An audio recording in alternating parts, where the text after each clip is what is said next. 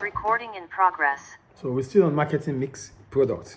Today we want to talk about product development, the cost and benefit of developing new products. So we start with product development. So when I talk about product development, basically we're talking about businesses trying to produce a new product or making a new product. Yes. So it's large businesses are trying to develop new products all the time. Small businesses are also trying to stay competitive and therefore need to keep their product up to the standard of competitors. When developing a new product, most businesses go through the process outlined below. So for new business or for large businesses, yes, they have the financial capability to make research and development. So logically, every now and then they can develop new products. Unlike smaller businesses, they might not be able to develop new products, but they ensure that their products, the existing ones, are up to standard to be able to compete, yes, with those of the competitors. Yes. So the process of going through, the process of developing a new product is what we want to talk about now. Yes. The first one, to generate ideas. So when you're generating ideas, what does that mean? When you're trying to generate ideas, it might be from customers, it might be from employees. You can generate ideas from research and development, yes, from competitors and sales department. So I'm going to take it one at a time. Customer suggestion. You could get response from customers, maybe through questionnaires. They give you update about what is good about your product, or what, sometimes when you do your market research, yes, they might be telling you that they want a new version of a product. So that means you have to develop such product. So you might get that information from customers. Yes. It might be from your employees. Some of your employees, they might just feel like, they are like entrepreneurs, not entrepreneurs. Mm-hmm. So they have business ideas. So they can just, give you some business ideas. You might consult them, yes, and they give you business ideas in terms of developing a new product. Yes. Then research and development, that is most of what is being used as a business. Yes. Research and development department, this is what they do. Their resources, their information, their responsibility is to ensure that new product is invented, yes, within the business. Competitors' products, you can also generate ideas from competitors' products. Mm. Then the sales department, they are the ones selling. So they know if their product or the product that the product is maybe in saturation or not. They know more because they are the ones selling the product. Yes. So that was the first thing about generating. That was the first process. Then the second one is to select the best idea for further research. So now that you've generated different ideas, yes, so you pick those ideas that you think will be useful going forward. That is how you select. Mostly they choose best ideas. Yeah. Most of the time they choose researchers, mm-hmm, because they choose research and development departments. Yes.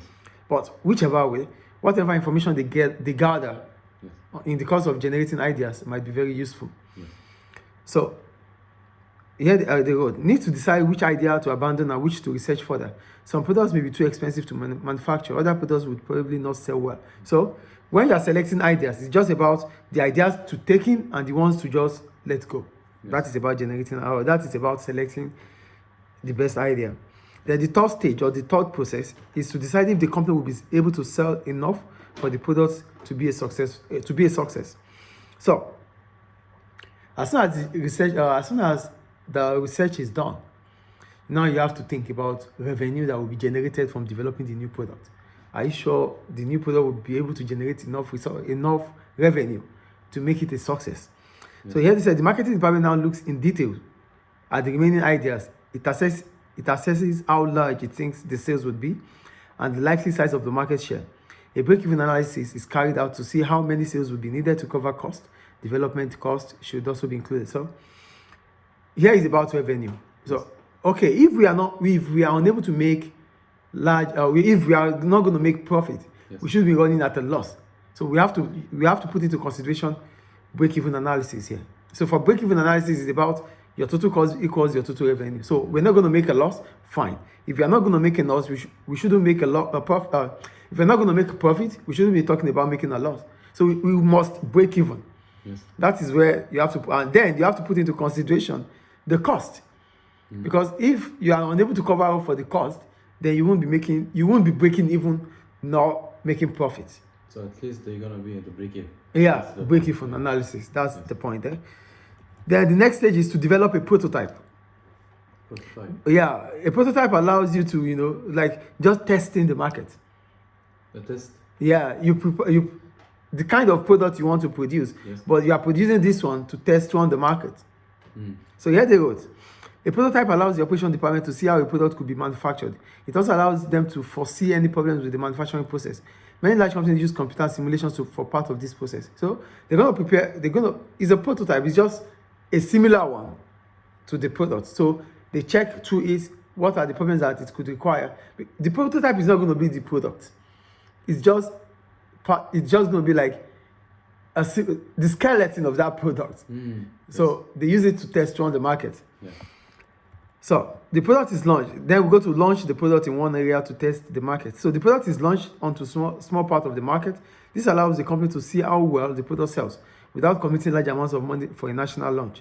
If the product does not sell well, it can be altered or scrapped without too much harm to the company. So as soon as the prototype is developed, you try to test on it in the market. So when you run the market, if the feedback is perfect, is positive, then you can continue. But if you are getting a negative feedback and you don't seem to see positivity around it at all, then you might just scrap and take it away. Yeah.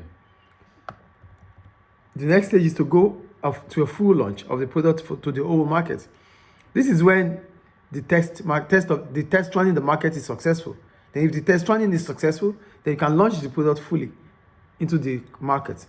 So the product is launched onto the main market. This will probably be the national market to begin with. Later it could be exported. So you start selling within your country. Then as soon as you feel like, oh, it's getting saturated or it's gaining momentum, then you can start exporting. Yeah. I think that is clear. Yes.